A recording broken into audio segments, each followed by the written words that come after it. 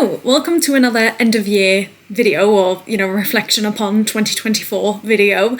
And this is one I'm so excited to make and I'm so happy I can finally make it. It's going to be a tier ranking of all the books I read last year. There were 52 books I read last year, 10 of which were non-fiction. So I'm going to go through those first because I know I'm really trying to read more non-fiction, but I find it hard to find good ones. So last year I did a whole non-fiction ranking just on its own, which I'll link up here. But because I only had 10, I didn't feel like that was worthy of a whole video in and of itself. But I am going to start with those, and I'm going to go through them chronologically in terms of how I read them in order. And then I'm going to do the same with all the fiction books I read, again, chronologically, aside from, obviously, the non-fiction books. And I am so excited. So let me share my screen with you and we can talk about the categories and get started. I'm so excited. All right. So we are going to have to deal with that ad at the top, which is incredibly annoying, but I can't click it away, can I? No, I can't. Is that just going to stay? Yeah. Okay. So my categories are 10 out of 10, love, really good, all right, barely remember, and did not enjoy. Now, obviously I read a lot of books this year and there are definitely some in there that I will not remember at all.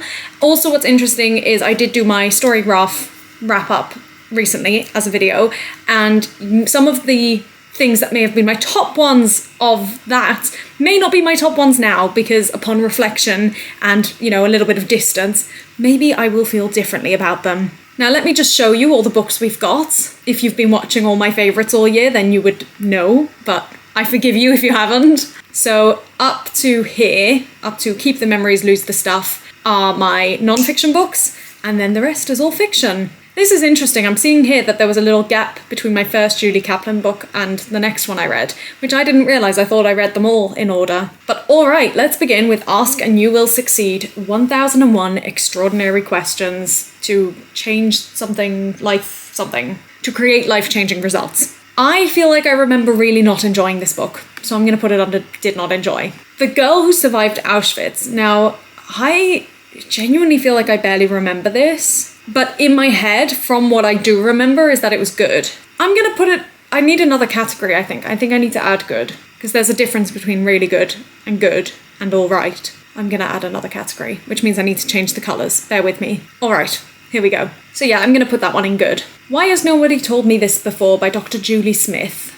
I don't remember that one, and I can't remember because there were some non-fiction books I loved and there were some that were rubbish, and I cannot remember where this one falls. We'll have to go back to my favourites to discover that, but I'm for now going to put it as don't remember. Thinking 101. Now this one's interesting because I don't remember loving it that much, but when I looked at my Storygraph, I think I'd rated it quite highly, which is surprising to me, but I'm going to put it in all right. No, I don't really remember it, so that's not fair. I'll put it under barely remember. The Happiest Man on Earth was really good. I do remember that one, and it was very good. Fierce Self-Compassion, or maybe it was that one that was on Storygraph, highly rated, and I don't remember it being that good.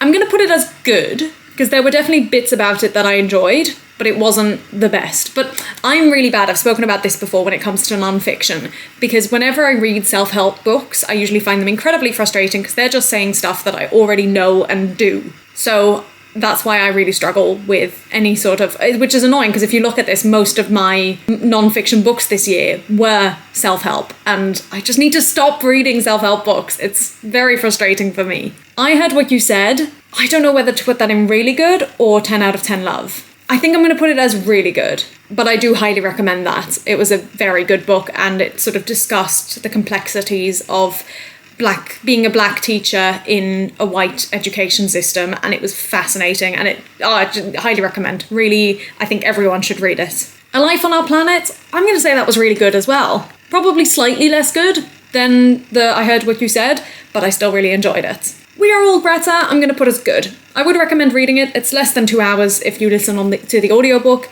and I do think it's worth reading, but it's just not blow me away amazing, but it's meant for kids, so that's okay. Keep the Memories, Lose the Stuff, I'm going to put it as all right, but I am aware that that's in part because I didn't need it right now in my life. All right, those are the non-fiction books. Shall we have a quick look? We've got no loves this year, which is a shame because last year we definitely had a couple. I would say the closest to 10 out of 10 love would probably be I Heard What You Said, but it still wasn't the best. But we're covering a lot of categories with our non-fiction, so interesting start. And let me know if you've read any of these and how you feel about them. And if you have any recommendations, I'm always looking for more non-fiction books, so please do let me know down below. All right, here we go. Now, the first book of 2024 was The Rose Code, and it was probably one of the best books that I read in 2024, so that's going into 10 out of 10 love. I love historical fiction. Can I put it up there? No. How am I supposed to do this? Why is it not going? Maybe I need to drop it in there and then move it up.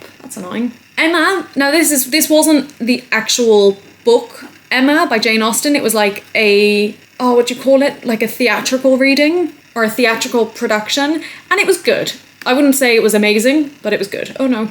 The Double Trouble Society was all right. It's a kid's book, so maybe I would have enjoyed it more as a kid. I think I probably would have loved it as a kid, but not being a kid, it just didn't quite work for me. It was cute, but it wasn't more than all right. The Secret of Platform 13, also a kid's book. I don't remember much about it, to be honest, but I do remember enjoying it. I think I'll put it as all right, because again, it was, it's a kid's book, it's predictable, anyway. Magnus Chase and the Sword of Summer. I think I'm going to put it as good. I do enjoy Rick Riordan's writing a lot, and I loved the Percy Jackson series, and still kind of do. But I feel like I was less focused on this book, and again, also, I'm older now. I read the Percy Jackson series when I was probably about 11 or 12, and I'm older now. So yeah, we're just going to pop it there. Secrets by Leslie Pierce was another top read of the year, so that's going to go in 10 out of 10 love. It's a big book, it's long, and you keep thinking it's going to end, and then it doesn't, and initially you're like, why have they sort of continued this on? But then at least I was very glad that it did continue on because it was so interesting. The secrets were interesting in and of themselves, but really the reason why I enjoyed the book was because of sort of the historical context of it. Again, it was a historical fiction, and I just loved that. The French Affair was another historical fiction, and it was interesting. I'm going to put it as good. Oh, maybe really good.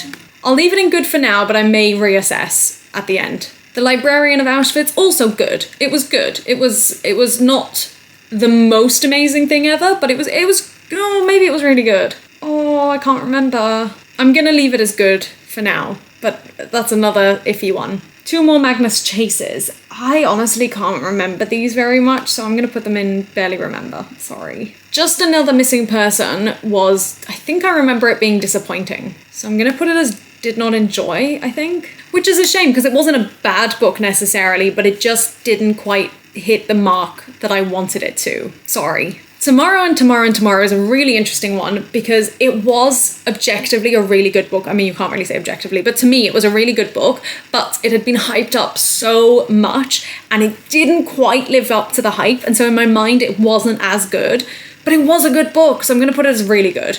Next, The Book of Dust, La Belle Sauvage. This was good. I don't remember it being amazing. And again, I think I wasn't totally focused on it. So we're going to put it as good. City of Bones. I'd read this one again. I think I read this one actually on YouTube once as part of Booktober, and I loved it then. I enjoyed it now. I'll put it as good.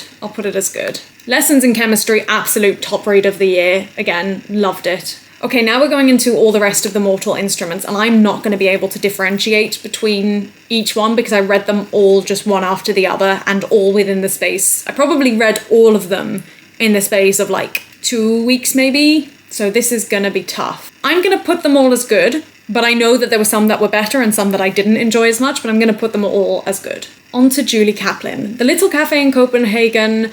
I'm going to say that one was... Oh, this is tough. I'm going to say that one was good. Fairy Tale of New York. I'm torn between all right and did not enjoy. It was a frustrating read, but I did also enjoy bits about it. So it's not like I hated it. It's not, but I guess I felt the same way about Just Another Missing Person, so I think we'll put it in there. One Split Second. Maybe that was the book I didn't like so much. Let me just Google these books. Give me 1 second.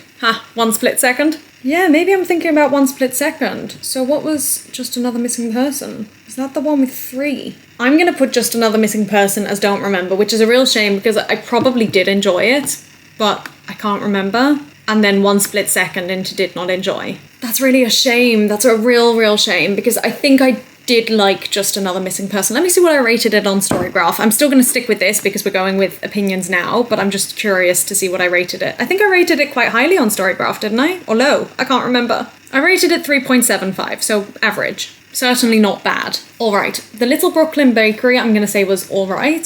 The Little Paris Patisserie, I'm going to say was good. The Northern Lights Lodge, I think that one was good as well.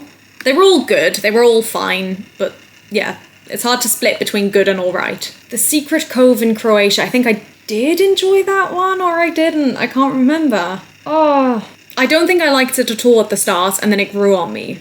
But we'll put it as good. The Little Tea Shop in Tokyo, I'm going to put as all right. That one took me a bit longer to get into. Seven Husbands of Evelyn Hugo. This was a Dear Hopefuls read, which is why it's sort of come in between the Julie Kaplan books.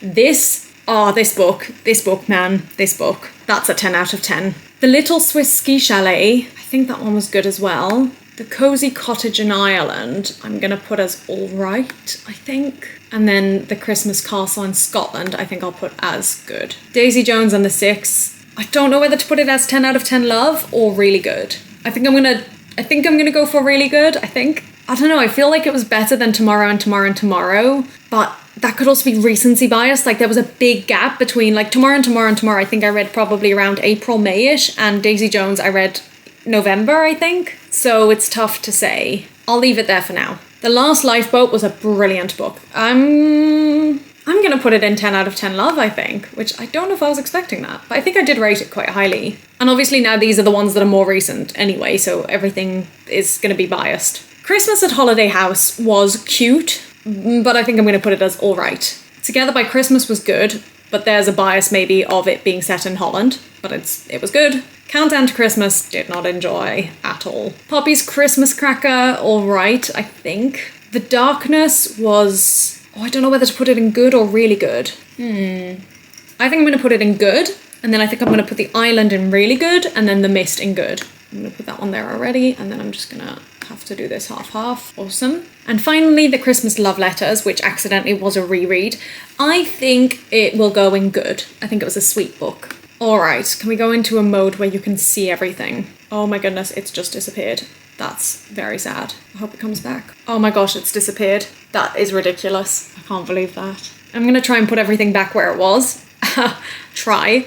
And I will show you the end results at the end. Hopefully I'll have a picture that I can pop in. That's really annoying. All right. I think we've done it. I think this is how it was, and I don't really feel like I want to change anything. I'm not 100% sure about each category, but I don't really feel like I can move anything. So to begin with, my 10 out of 10 books of the year, which I didn't give any 5 stars this year, but these would be the equivalent, I suppose, of the 5-star reads, were The Rose Code by Kate Quinn, Secrets by Leslie Pierce, Lessons in Chemistry by Bonnie Garmus, The Seven Husbands of Evelyn Hugo by Taylor Jenkins Reid, and The Last Lifeboat by Hazel Gaynor. And what's really interesting is that all of those are historical fictions. So I guess we've figured out what my favourite genre is, in case we weren't sure. And a lot of them are based in truth, which I guess happens with historical fiction often enough, but really all of them are based on, real things that could have happened. I mean, The Last Lifeboat is definitely based on a true story. I think so is The Rose Code. Lessons in Chemistry, I mean, it could be. Secrets kind of could be as well. And Seven Husbands, maybe not totally, but it's not outrageous to believe it could have happened. My really goods are The Happiest Man on Earth, which is a non-fiction. I Heard What You Said, which is also non-fiction. A Life on Our Planet, which is also non-fiction. Tomorrow and Tomorrow and Tomorrow, which is fiction. Daisy Jones and the Six, and The Island, which is the second book in a trilogy. I'm not going to go through all the rest because there's a lot there and you can have a look at them yourself. Depends how many of you are watching. And I'll just scroll down so you can see the ones I did not enjoy so much. Now, I do feel with those bottom 4, I would actually split them into 2 and 2. Ask and You Will Succeed and Countdown to Christmas were books I would definitely never go back to, and Fairy Tale of New York and One Split Second weren't bad books. They were just, I don't know, they just didn't do what I thought they would do. I think that was more it with those two. I think they disappointed as opposed to just being a bad book. And Countdown to Christmas isn't a bad book. It was just frustrating, and I personally didn't like the writing style, but it could be a good book. I could see people loving this book. I just did not. So there you go. Those are all the books I read this year, all nicely ranked for you. I'm sure I'll do this again next year. And another kind of tier ranking that I'm desperate to do, and I've been wanting to do for over a year now, and I just haven't got round to it yet, is to tier rank all the books and maybe even movies that we had to read and watch for school in my secondary school, because I think that would be a fun video. So maybe once I'm done with all the end of year stuff, that could be something that might happen. Let me know if you've read any of these books. Let me know if you disagree with where I've placed them. I mean, I kind of feel like it's unfair that Together by Christmas is in the same category as all the Julie Kaplan books, because it was kind of better than it, but I don't think it was quite as good as my really good category. But then I think Daisy Jones and The Six deserves to be higher, but it doesn't deserve to be in the top category either. It's hard to rank things. It's hard. Actually, maybe Emma should go down. Maybe it wasn't quite as good as everything else in there. I don't know, I'm gonna leave it as it is, but there you go. So yeah, let me know if you've read any of the books. Let me know if you have any suggestions based on this. If you sort of get inspired of like, oh, Raquel should really read this book, please send it my way. I am very curious. And yeah, I'll see you very shortly in another video. Thanks so much for watching. Bye!